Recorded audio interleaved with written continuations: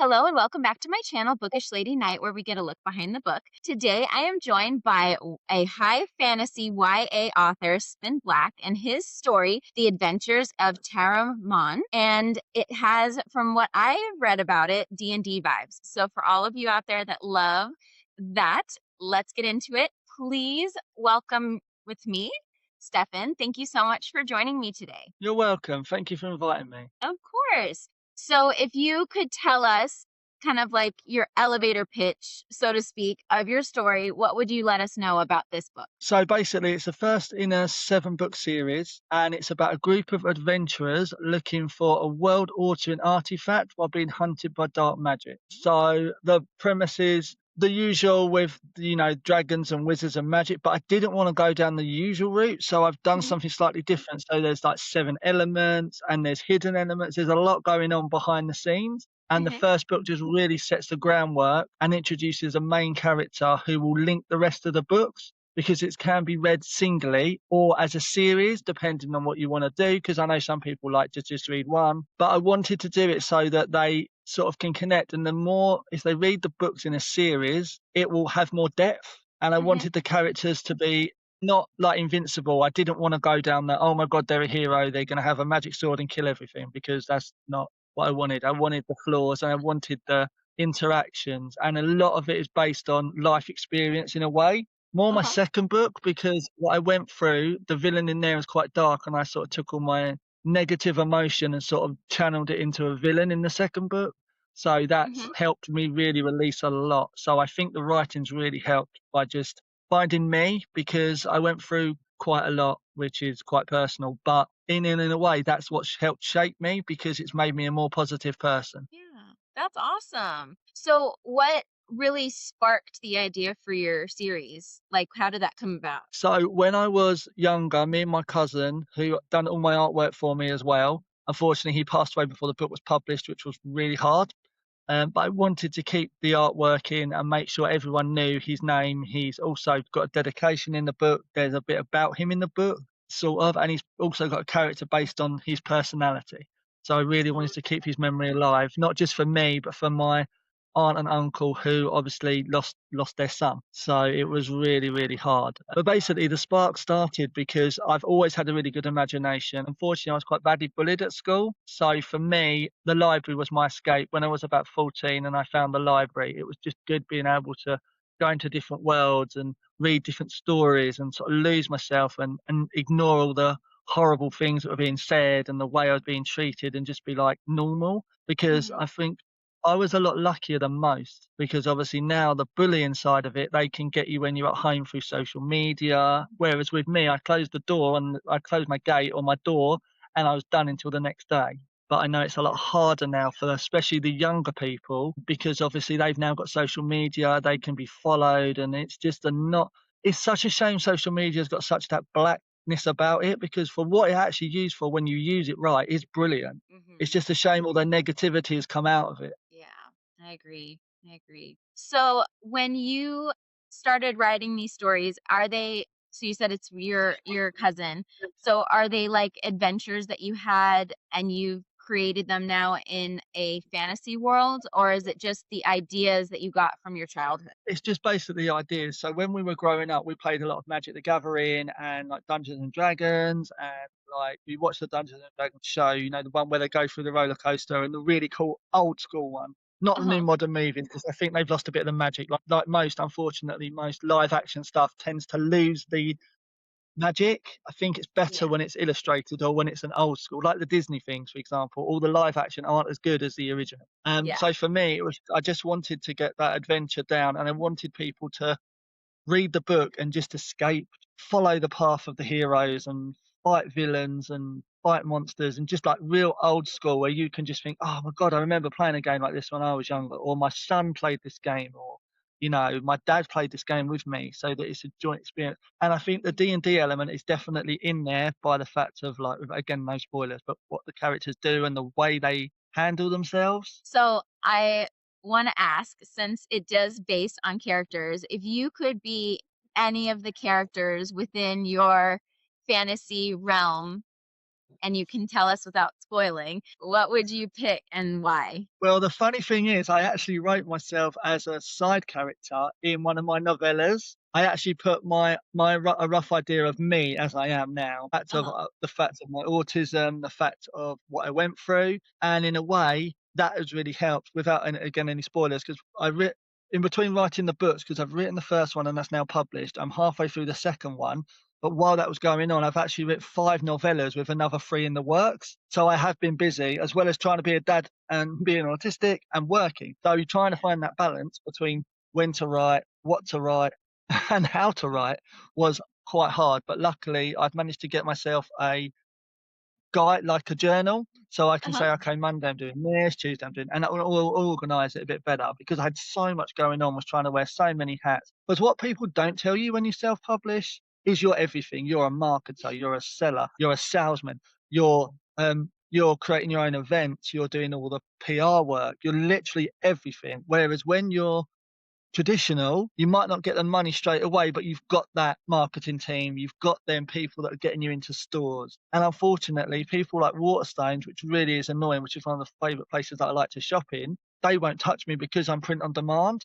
so they won't Mhm. take up shelf space. Whereas Barnes and Noble, who are in America, that unfortunately I'm not, they seem very indie, really into indie, because I noticed a lot of Yeah. the authors I follow have had like signings there and live events there, and it's a bit easier for them in a way. A couple of the people, as I said, I follow on, Andy Darcy Theo was one of them, and J. Gabriel Gates is another, and they have all sort of had dealings with like Barnes and Noble and stuff. And it's such a shame they're not in the UK, because I think if they were, it would give me a bit more scope, which is why I've had to go down the indie store route. So I'm on places like Salient Books, Motivated Savages. So there's a lot more indie stores I'm trying to get into. And I think the Yeah. podcast and stuff like that really helped to get me out there, because Yeah. by the confidence I got from doing that, I'd done my own event in my own store and sold 25 copies. So I was well That's chuffed with awesome. that.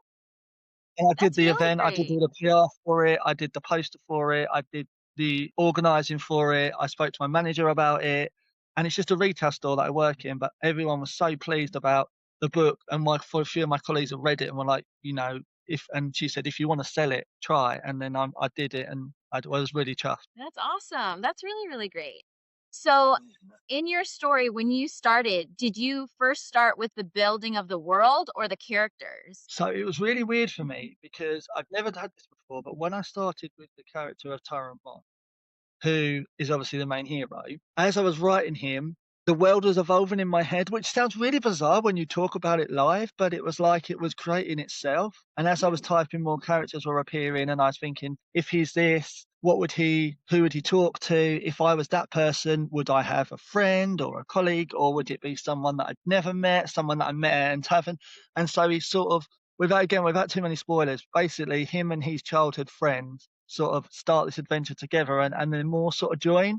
So as you go through the book, you find more, which is again why I said about the role playing element, because you with that, when you're doing a D&D campaign, you've got like a wizard, a sorcerer, a healer, and yeah, all of that. So in my book, I wanted the same sort of thing. So you had someone that was good at magic, someone that was good at, you know, hand to hand or fighting like dead on, and then someone who was a bit more sneaky, someone who was quite agile. So I wanted a little bit of everything, and mhm, that's why the idea came to me like that. And it was something that I've really, really enjoyed. I mean, the world building was fantastic. I loved being able to build the world from scratch. And the good thing was, no one could say you can't do it because it's my world.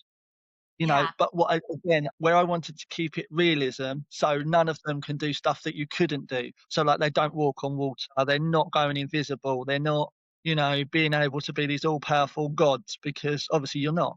And in yeah, life, you can't just walk across water and then anything not happen to you. You would fall yeah, in or you would drown or whatever. So, I yeah. wanted that realism in it, that sense of realism, but that sense of escape. So it was hard. The hardest thing was finding that balance between what I wanted to do and not pushing it too far. Yeah. So, how did the writing process go for you from like when you started to when you were ready to self publish? How long did that take, or was it difficult to get from there to here?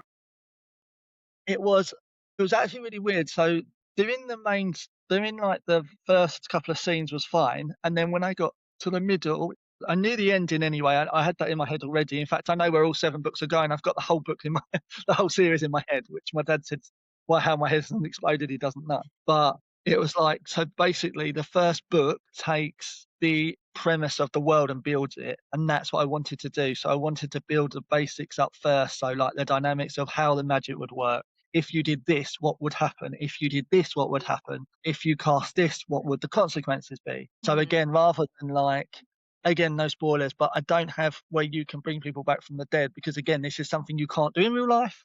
Mhm. So in being able to do that in a book would seem a bit far fetched to me. I wanted it, as I said, it was hard to balance between the two. But the writing process took a long time, because once I had built the world, I then had to invest in the world, build the characters, work out their place in the world, and then also, as I said, with everything else I had going on, trying to fit the time in to write was really difficult. So it was about 2024 when I first published, but I wasn't really happy with that one, and I did it through Amazon KDP. But I didn't feel Amazon gave me the support I needed. And Mhm. again, recently I left Amazon and then went back to them through Ingram, because I'm with Ingram Sparks in Mhm. America and Gardens in the UK. So I've got that access to libraries and stores if they want me.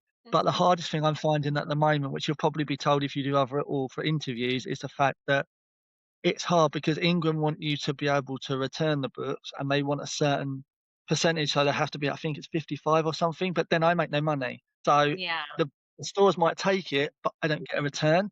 Whereas what Mhm. I've done is create my own little, like, Shopify account, Mhm. which is through BookVault.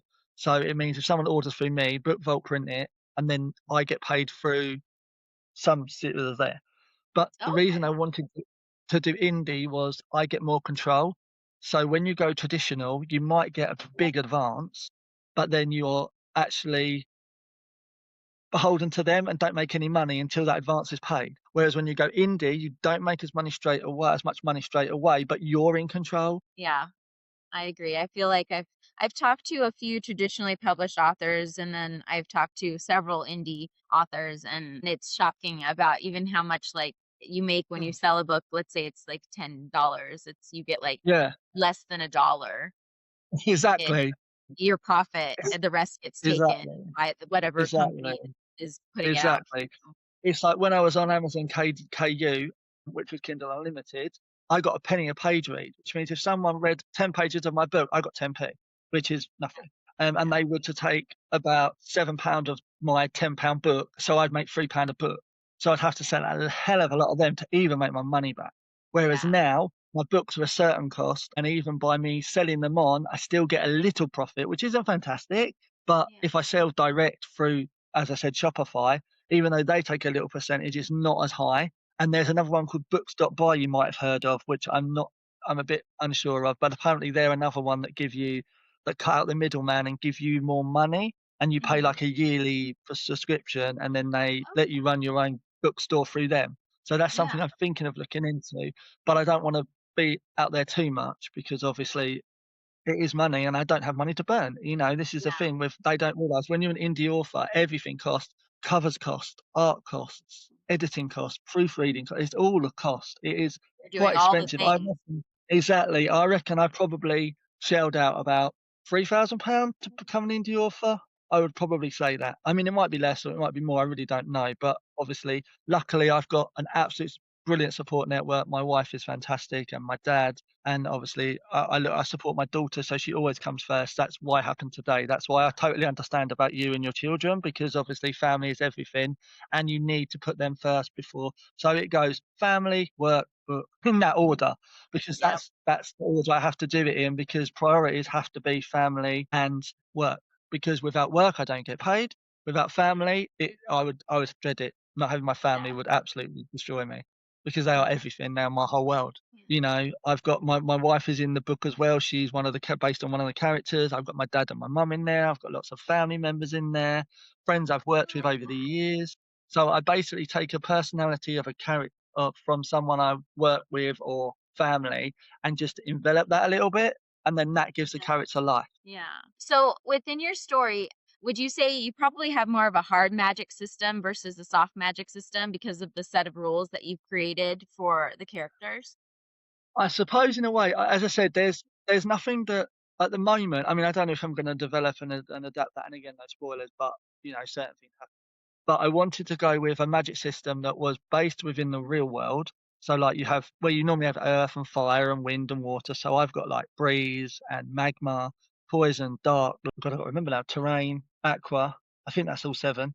And then obviously all of my creatures are a certain element like regarding that. Certain characters can only use certain spells. Rules guide them by like you can't use in my second book, certain magic can't be used because of the ecosystem. So again, Mhm. that's I wanted it to be I suppose I've never heard of a hard or soft magic system, but I suppose, yeah, mine would be more of a hard magic system Yeah, because rather it than has more of, like, the rules, like, they yeah, can't yeah. cross certain lines, whereas soft magic Yes, system, it's kinda like exactly. anything goes.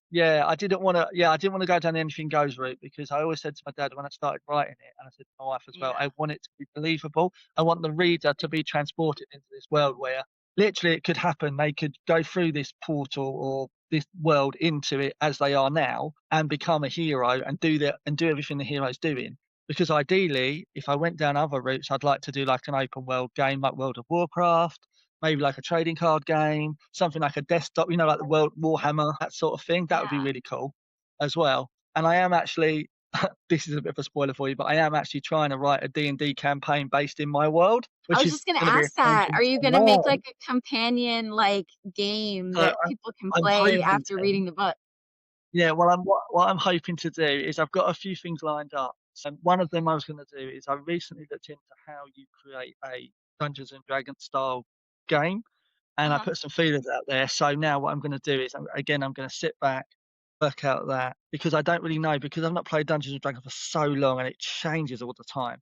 I need to know like the lore and what I can and can't do. But the reason I went down a D&D campaign was because it's a good way of me introducing my world to a brand new set of readers. And Mhm. then if they like what they see, they might be like, "Oh, I really like this. Would you do a longer campaign?" And then obviously, who doesn't like being a dungeon master and controlling the game? I mean, come on, that's like everyone's Yeah. dream. So to be able to do that would be amazing to have a group of heroes listening to what I'm saying and talking as a narrator and stuff like that. So It's yeah. cool. My best Mm. friend, her eldest loves the game, and I've never played it. Well, I've played it now, but I had never played it before.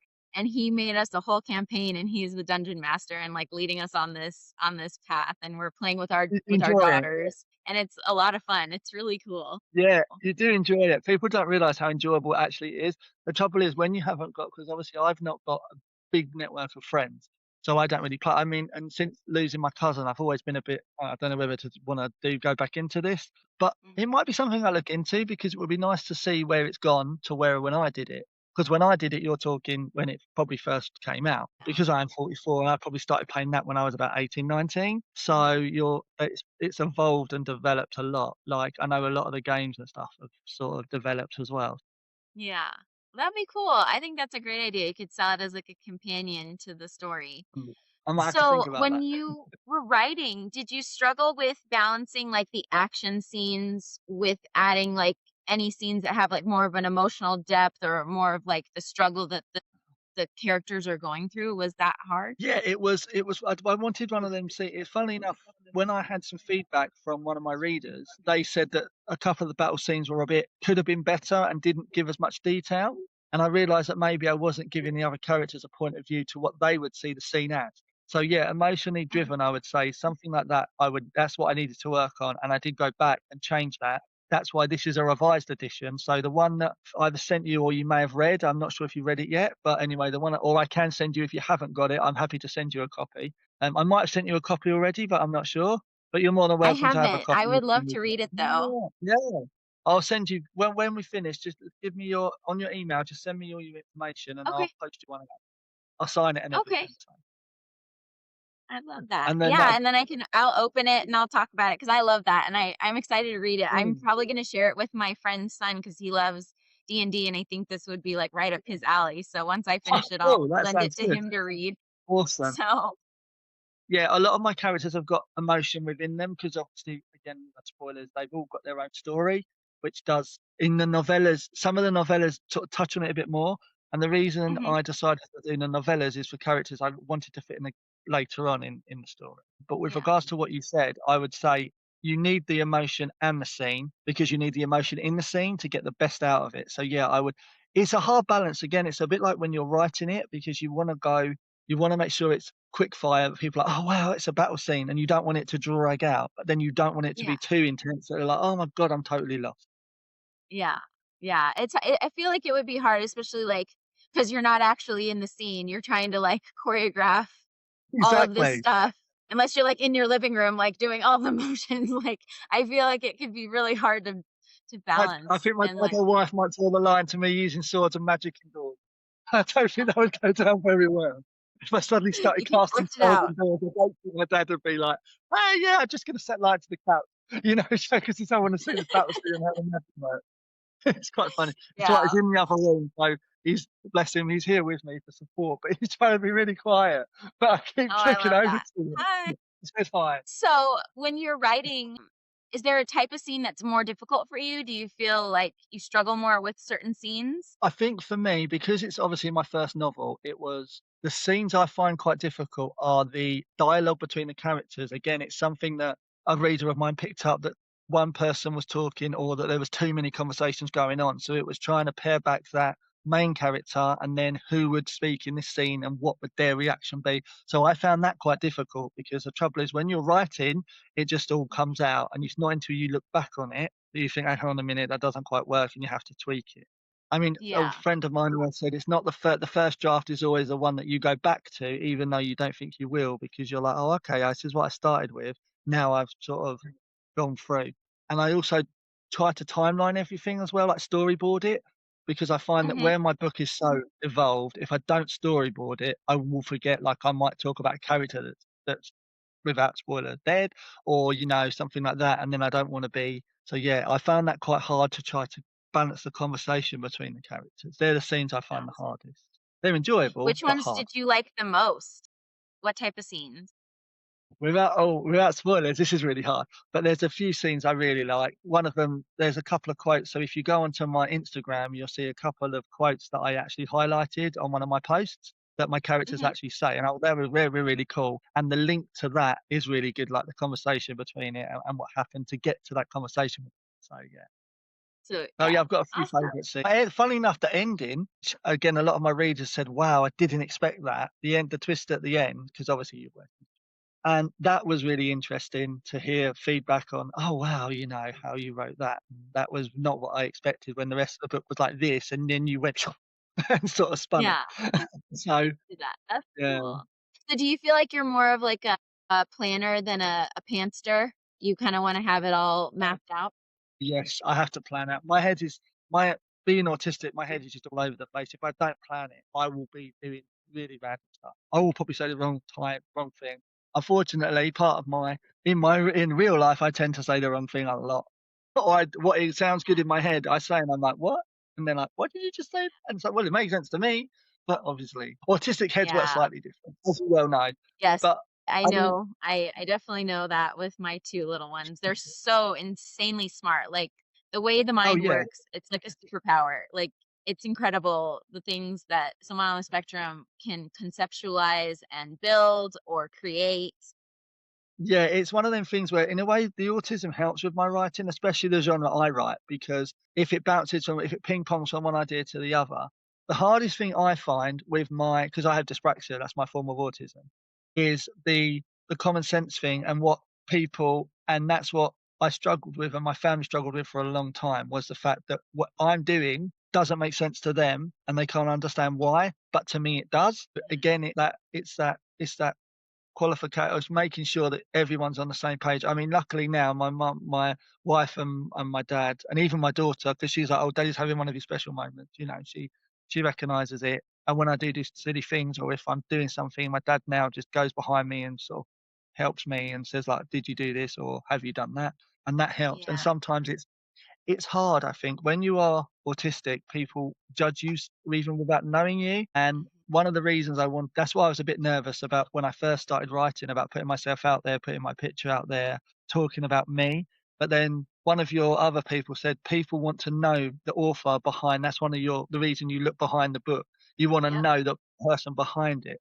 And for me, exactly. it's probably the podcast I've opened up most on because you're asking questions that I can answer without, feeling like, oh my God, she wants to know the ins and outs of everything. Yeah, see, for me, like, when I read a story or I find a book and I wanna know how that author's brain ticked to make that book because I find it so fascinating, like, it was nothing, and then it became this, like, whole world, and I just think it's amazing, and so I always wanna celebrate authors, and I love supporting indie authors because, like you said, it's hard to be an indie author, you don't get much support, and you're kind of like the marketing, the PR company, you're the editor, you're the writer, you're doing all the things, and it's like, it's a lot. Yeah. I have so many hats. I have like my own coat rack. So I Yes, took got different hats. exactly. Am I wearing So this hat today? yes, exactly. You're constantly like this hat and then switch this one and then I'll put that one back on and then they're stacked all on top of your head and they're gonna fall off any moment because 'cause they're Yeah, all just on the exactly. head. Exactly. Exactly. So I thought we could do a couple fun quick questions regarding Okay. the fantasy world, and it's just something fun that I thought of, so bear with me. So Okay. if you could do this or that, would you pick a magic system or advanced technology? Magic all the time. I think AI is Yeah. quite scary. What you can do with it now, and the fact that's one of the things that really irates me is the fact that people are now using AI to write a book and call themselves an author, but you're not because you're not really putting any depth into that. You're just speaking into something and it's just making it up as it goes along. Whereas when you're an Exactly. author, you're the one in control. It's your voice that everyone hears. Your voice is unique to you. A bit like an artist when they pick up a paintbrush, every stroke they do is theirs. So AI Yeah. really annoys me. That's why a lot of it's quite hard for me because with my cousin not being around, I now need to find a cover designer. And I was going to Oh, use Canva, but I've recently found out that Canva use a lot of AI in their content, which I didn't realize. So I'm now like, now, so am I going to use that, or have I now got to find another cover designer? Because if I use yeah. AI and suddenly they're like, no, I won't touch you because you've used AI, it's this. So yeah, definitely for me, Magic System, 100%. Yeah, I know what you're saying. My friend just said she heard a song on Spotify or something. She's like, "It's a really good song," and I went to look it up, and I come to find out that it is totally written and sung by AI, and I'm like, "Wait, what?" I was like, "That's crazy." But yeah, it's definitely hard to find Mm, legitimate people now that are doing their own things. And it's so yeah. important to find there's so many amazing artists out there that you can find that can do cover art Mm, and then have that, like, security knowing that they're actually doing it. So, yeah. well, good luck with that. So, swords or staff? Well, now that's a difficult one because depending on the sword and what it can do, and depending on stuff. So in my one, I've got lots of different woods, and again, each of the woods. I'm not going to touch detail on this, but I will tell you. So basically, each of the woods has got different abilities in the wood itself. So when you're Okay. using the staff, you can draw like TARUM staff, which is again, no, it's hard with no spoilers, but basically, TARUM staff has a story of its own, and him Uh-huh. using it, and the more he uses it, the better it gets, and like he channels the magic out. So I would say a staff for me because I'm more magic than hands-on. So I Yeah. really want to use a sword because I think a Okay. staff you can do a lot more with because you can depend on what spell for what situation. So yeah, Yeah. staff. And you can manipulate the elements. Absolutely. Who doesn't want to make a Yeah. tidal wave? You know? Exactly. Exactly. So, if you could have an ability, would you want the ability to rewrite the past or see the future? Now, see again, this is a if I could see the past, I definitely want a conversation with my mum, who unfortunately I did lose again before the book was published. So I would say if I could go back into the past, it would be nice to have conversations with people that have passed, like my cousin and my mum. And Yeah. if it was to look to the future, I don't know if I'd want to know because sometimes if you know what's coming, you'd start living your life differently. I think the Yeah. not knowing, as hard as it is, not knowing what's around the corner is sometimes better because if you can't really if you try preparing too much for what's for the future, you forget what's in the present. If you're looking Yes. too far ahead, what's actually in your life now, you will not really appreciate. That's Yeah. how I would say it. I hope that's the right answer. It's hard. It's a No, hard that is one. What answer? so if you could pick these are a couple I've been told these are mean too, so just bear with me. God. So the first one is you being a reader yourself, would you Yep. rather crack the spine of a paperback or ruin the dust jacket on a hardback? God, I would need to neither because that would just drive me insane. If I had to, it would have to be crack the spine over the dust jacket because, Crack but the dust spine. That's jackets are for me are a hellish item anyway because I'm trying to do some special editions with sprayed edges and dust jackets and stuff. And you can honestly, me and my dad have had such a nightmare trying to get them looking right. because the Yeah. programs you use you have to be so specific and the sizing. And the trouble was the image that I got sent from the company that finalised the cover, I can't manipulate or change. So it's hard for Uh-huh. me to try to find that happy medium between how do I turn this into a jacket with my stuff without ruining it. But yeah, if I had to do anything, I'd break the spine. It sounds really hard. Yeah, no, I'm like, I cringe just like, I'm like, oh, I don't want to do either. Oh, It's like so sad when I see a book. I'm like, you poor thing, you cracked their spine. I hate that. yeah, I love like a lot of the stuff going around TikTok at the moment. It's like you're not a hoarder, you're freeing them from the store. And I love that. I Yes. think that's such a good idea. Yes. I am a hero. I rescue books trapped in a No, bookstore. this is the thing. This is what we should all do. You should rescue the books that are trapped in a bookstore. Yes. That's so Yes. true. I do that. I have And there's a I have 6 bookcases and my oh my kids have god, 5. So I 5. literally am now Yeah. considered a library. I think I have over 1,000 books. Oh my god. I'd I love don't let that. anyone check them out. No one can touch my books. They're locked. They have like glass doors with keys. Like no one can touch them. They can look at them from afar and admire their beauty. I don't rent them out. So do you like asking you a question now, so do you like sprayed editions and stuff like that? Do you I prefer do you do. prefer a limited edition? I do. So after this interview, if you go on my page, I had a person ask me to share my book collection. So I posted 4 quick videos yesterday and this morning of my bookcases and I went really slow and I showed all of the special editions because I have them all flipped so you can see the Oh, sprayed edges wow. in all of the books. Yeah, yeah. So See, anything that I've had done sprayed edges is faced that way. Yeah, I've done that with mine. The hardest thing is I went with a company called BookVault, as I told you, but the trouble is because on Canva they do gradient colouring, but obviously when Mhm. you try to do that on an actual book, it's really hard. So I've Yeah. decided to go sprayed edges, but I've just gone like gold rather than anything else. And I thought Yeah. maybe I might do the limited edition symbols down one of the spines, which I think one of the pages, which will look quite cool. But I think I Yeah. just wanted to do just a basic. I really wanted to go fancy, and I've seen all these brilliant ones with like designs and gradients, but I don't know how they do it all. I mean, I've worked with Yeah. BookVault. I might try looking at others, but it's hard because I'm not from that industry. I don't really know how that special edition works. I just seen an idea that I want to do. Like I've seen so many that are really good, like leather bound and foil bound, and and Yeah. sprayed edges, and they look There's amazing.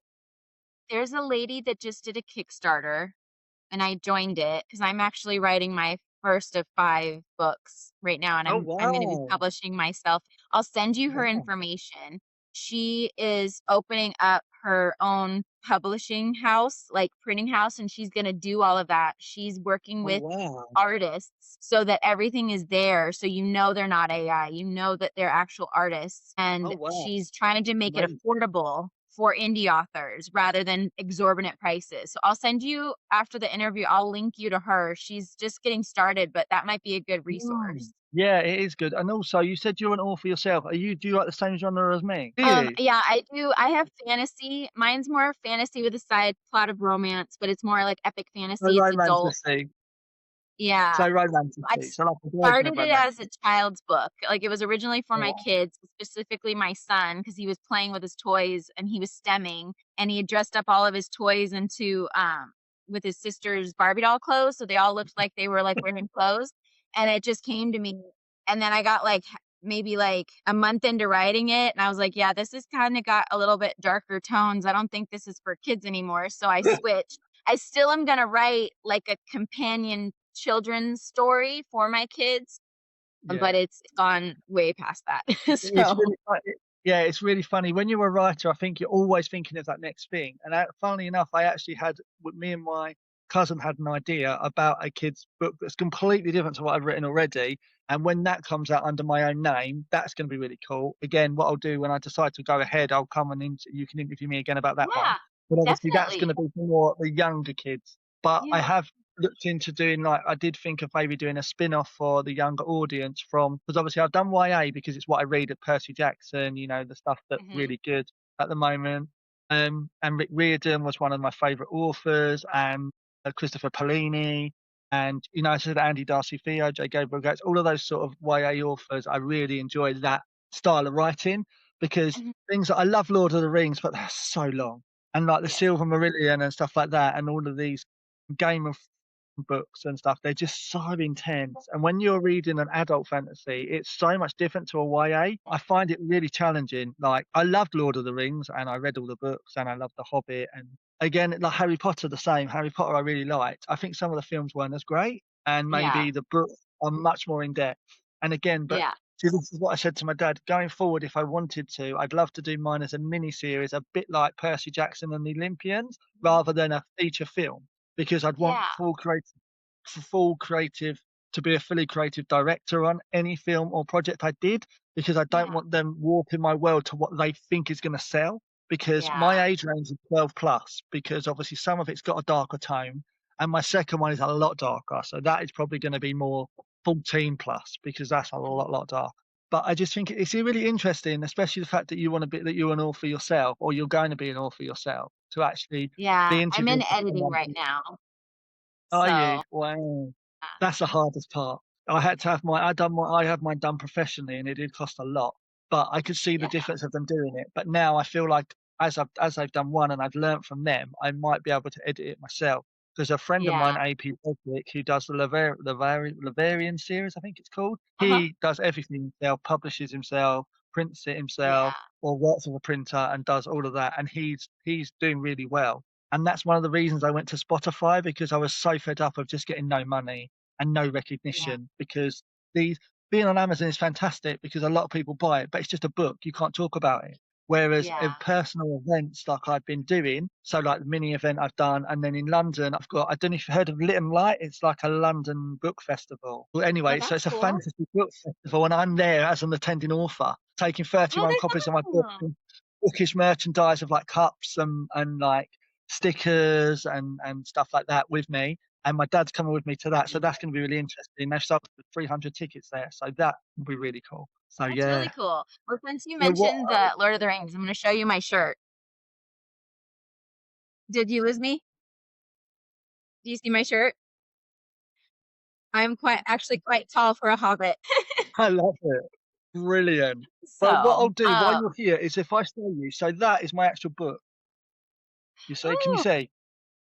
it's a Wait little till you come blurry, back. but yeah, I can Think kind I've of see lost the you again. cover. That's awesome. Can you see? That's really cool that you're going to be at that event.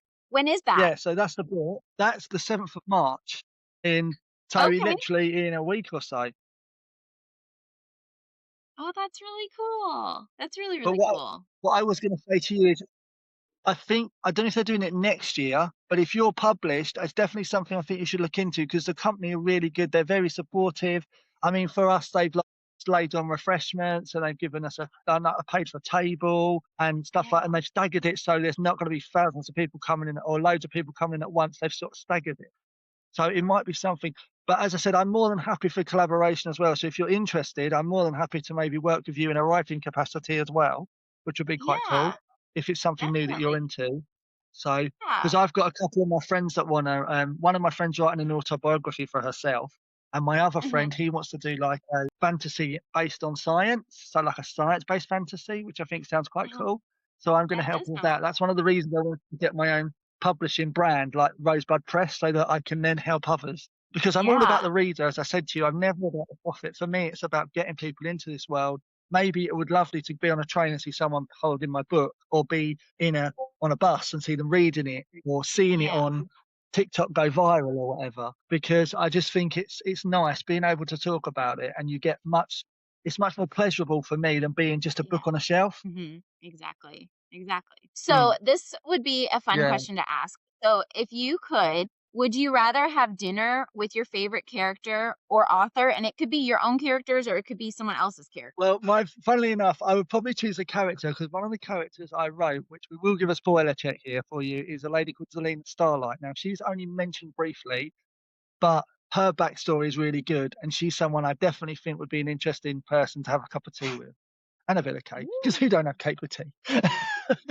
So there's Alina Starlight. So when you get the book, you'll read a little Uh-huh. bit about her. I've not gone into too much detail because she's one of the characters I wanted to do a novella based on her because her story is quite interesting. And Mhm. then I will spoil you with her, giving you a few names. So you've got people like Rista in there. I won't tell you what she does. There's like Serenity in there as well. So there's a few little names just to get you started. Oh, interesting. excited. There's some of I'm the other excited. characters. Yeah, so I wanted to go down a completely different route. So a lot of my characters' names are not hard to pronounce, but I would know if they'd been taken. Because what Mhm. worries me, luckily in the UK, I get instant copyright. I know in America you have to pay for copyright, whereas in the UK you don't. In the UK, anything you write down, any characters and stuff you use has got copyright on it.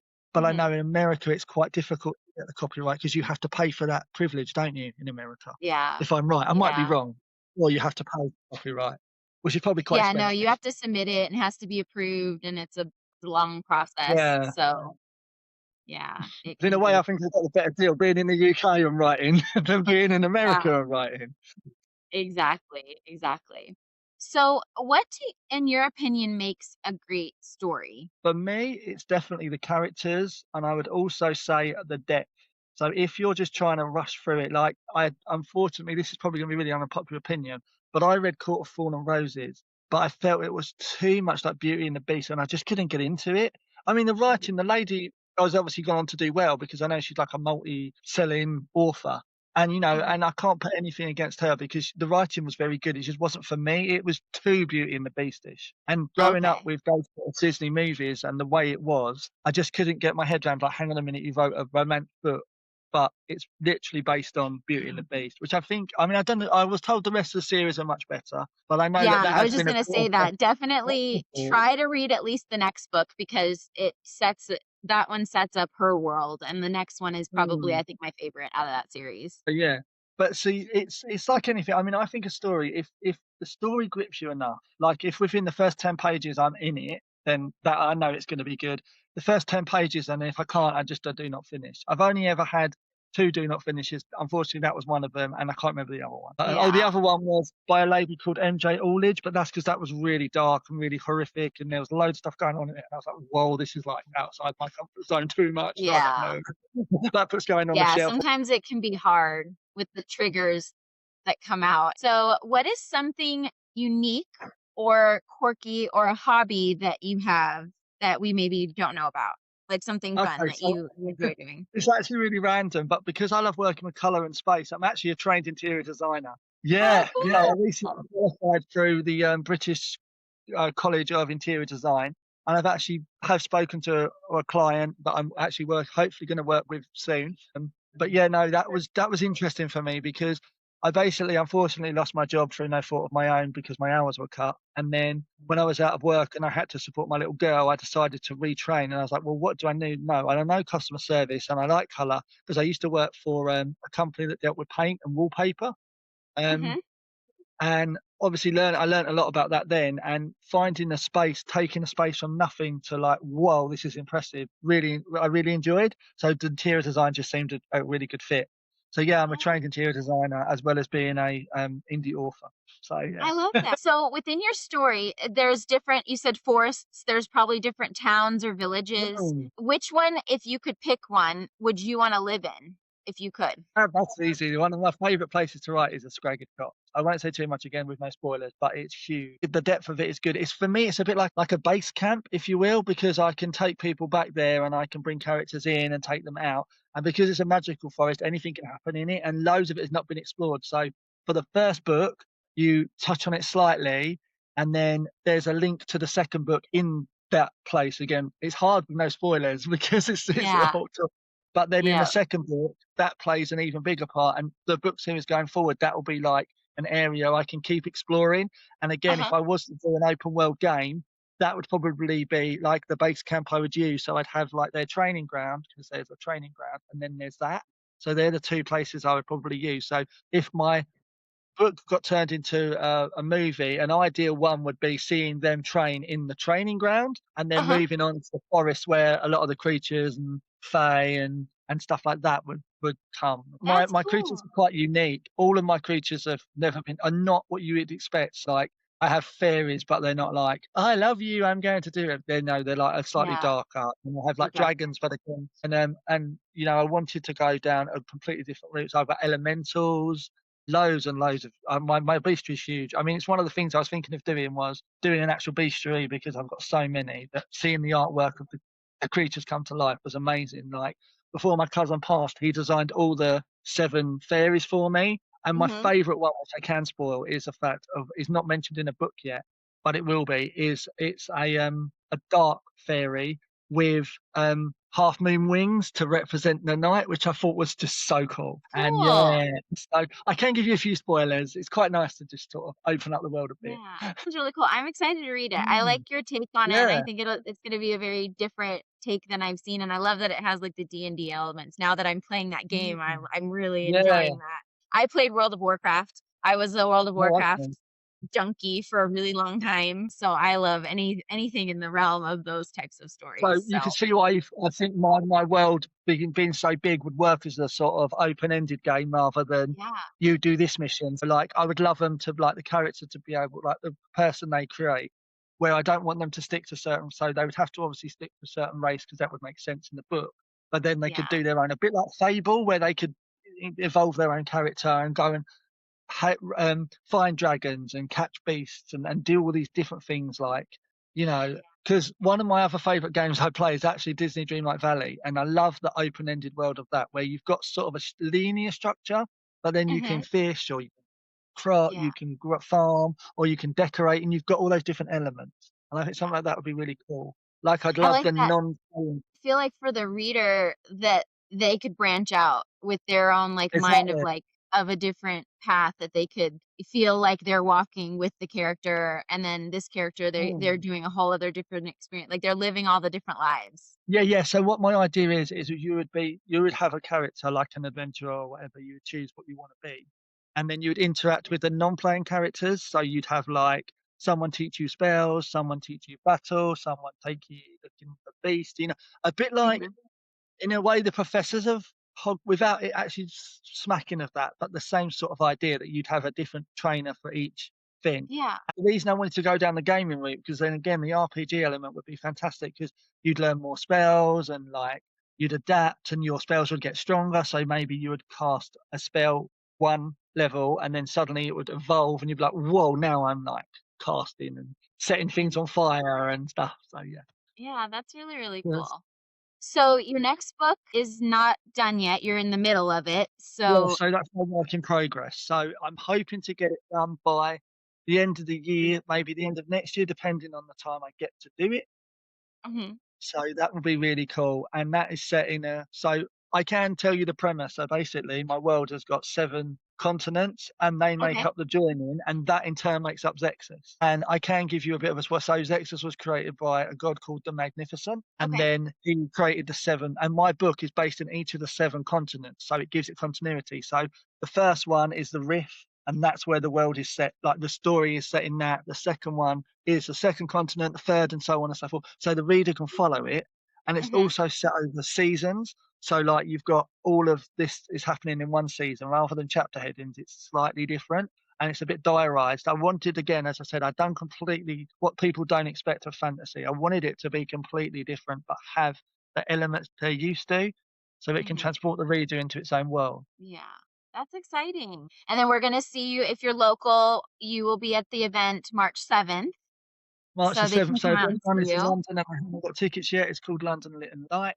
It's at the Seven Dials Club in Covent Garden. If they follow my Instagram, which is at Zexus Uncovered on my Instagram, you'll see all the posts on there and the other authors are on there and there's loads going on. There's like 50 plus authors. So Zexus is at Xexus and then the word uncovered, and that will get me on Instagram. And then they're welcome Okay. to, I love getting direct messages. So if someone's out there has read the book or wants to read the book and wants the link to my, Shopify or whatever, I don't want a hard sell, but obviously Yeah. I need to sell, but I'm not a No, of hard seller. course. So for me, it's about them enjoying it. Yeah. So my last question for you is what do you want readers to take away from after finishing your book? Like what message would you want them to take? Funnily enough, the very last thing I wrote was be a shepherd, not a sheep. So run your own life and don't let anyone tell you what they can and can't do and what you can and can't do because every person is unique and every person has a story. So follow yours. Last line. Like that is a really good last line. Yeah, yeah. It's actually I can read it. I think that's it. I think I near enough got it right. Let me just go check. Yeah. So my last line says, "May the guardian look over you and be there always. And that I've said about, as I said, yeah, remember, be a shepherd, not a sheep. Follow your own path and respect yourself. Love that. That's a great message. That's a That's what really I good live message. by Yeah. because I am my own person. Like I have had my challenges and I've had issues, but it defines who I am rather than me define it. So I Mhm. feel that being who I am and how I am has actually helped develop the world and the book itself. And the fact that I'm not one of these people that just wants to sell you the book. I'm all more about discovering it. Well, thank you so much for coming on and telling us about your story. I'm really excited to read the book. I love the premise of it and it sounds really interesting. So I'm really excited to read it. And if you have a friend out there that loves this genre of high fantasy, and this is good because it's YA, so you can share it with your kids at home or you can share it with your best reading buddy. It'll go across the gambit. So definitely check it out. I'll link his information below so that you can be able to find him quickly. And like I said, thank you again so much for coming on and join me next Yeah, time no, as we I get thoroughly another look enjoyed behind it. the book. Good, I'm glad. I Thank really you. appreciate you Yeah. coming on and telling Yeah, us it was about your really good. stories. Yeah. No, it's fantastic. I really enjoyed it.